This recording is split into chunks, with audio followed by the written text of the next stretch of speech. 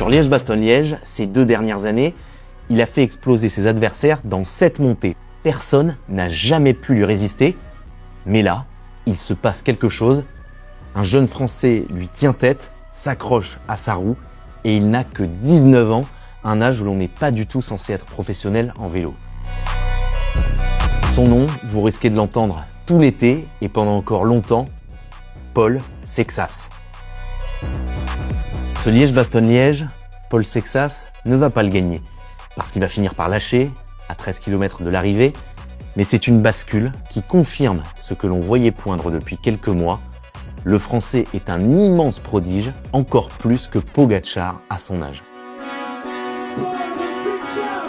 En 2026, son ascension est si fulgurante que son équipe, Decathlon CMA-CGM, a décidé de l'aligner au départ du Tour de France. C'est quelque chose d'impensable à 19 ans.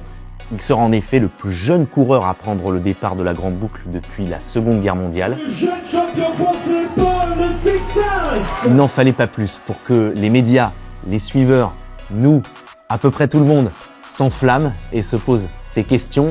Jusqu'où Paul Sexas peut-il aller? Et surtout, peut-il devenir le successeur de Bernard Hinault, dernier vainqueur français du Tour de France, que la France attend depuis si longtemps?